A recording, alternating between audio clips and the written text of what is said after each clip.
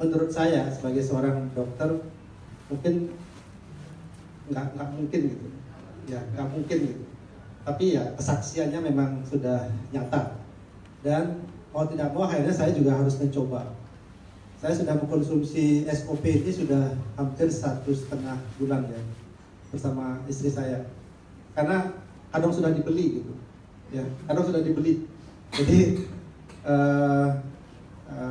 karena sudah mendengarkan ada testimoni yang bagus, pasien bisa lebih baik kondisinya, ya kenapa saya nggak coba. Nah, saya banyak punya penyakit ternyata, ya.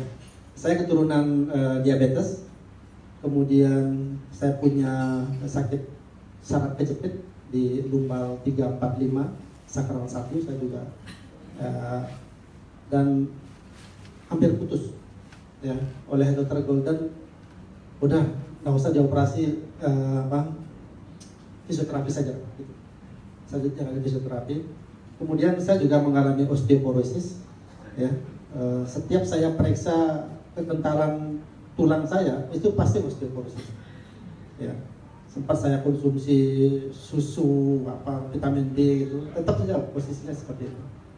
Kemudian saya kena rematik. Jadi kalau saya naik tangga itu pasti sakit. Nah, kemudian karena punya saraf kejepit otomatis kesemutan jelas. Gitu. Saya pada waktu itu minum, ada yang ngasih tahu bahwa dia punya efek detox. Ya. 3 hari saya minum, siangnya itu ngantuk bener.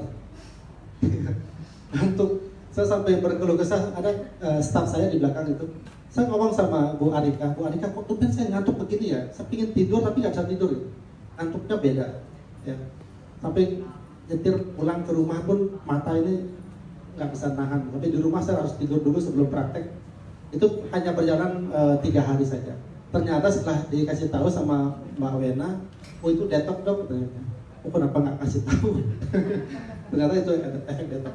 Jadi masing-masing orang beda-beda efek detoxnya. Istri saya detoxnya malah ke pencernaan. Agak biasa buang air besarnya tidak pada hari itu, pada siang itu malah siangnya dia BAB. Tapi itu hanya 2 hari juga. Detox yang kedua rasa sakit di punggung, di bahu ya, agak terasa lebih dibikin sakit lagi dia. Tapi itu 2 hari habis itu hilang lagi gitu. Jadi macam-macam lah ya. Tapi ini tidak dijadikan sebagai satu yang mengakibatkan pasien akhirnya mundur dari mengkonsumsi ini. Yang saya rasakan setelah waktu 1 minggu itu secara tidak sengaja saya naik tangga ke lantai 3 ke kantor itu enteng. Jadi kalau sebelumnya memang nggak berat, saya harus pegangan rel pagar itu. Kemudian sekarang sudah nggak. Mau 3 kali, 4 kali saya turun naik, itu dilihat sama karyawan saya sudah enteng aja. Itu. Yang kedua, ya tentu muka, ya agak lebih halus, ya sering gini-gini. Wah halus ya, bener. Kemudian yang paling benar saya rasakan adalah kebugaran pada waktu pagi bangun tidur. Biasanya saya masih ngantuk-ngantuk begitu. Ini bugarnya beda, ya. Mungkin Bapak Ibu yang belum pernah mengkonsumsi agak asasi gitu. Tapi saya sendiri merasakan beda, bugarnya beda. Itu. Kemudian ini, saya tidak sengaja. Ini setelah 1 bulan lewat, saya sebelumnya punya tinnitus namanya. Di telinga saya tuh selalu kalau pagi-pagi saya bangun tidur itu bunyi aliran darahnya tuh, cus, tapi mengganggu saya, Pernah saya ke dokter THT, udah dicoba dikasih obat pseudoephedrine, kemudian dikasih obat anti radang, kasih obat yang hirup juga hilang, tidak hilang benar, cuma berkurang. Selesai obat udah muncul lagi, dan akhirnya saya abaikan. Secara tidak sengaja, ini di 1 bulan, saya merasakan ini sudah nggak ada, nggak terasa lagi jus just gitu. Terus saya ngomong sama istri, kok kayaknya hilang ya ini. Jadi makanya bilang aneh ya pernah.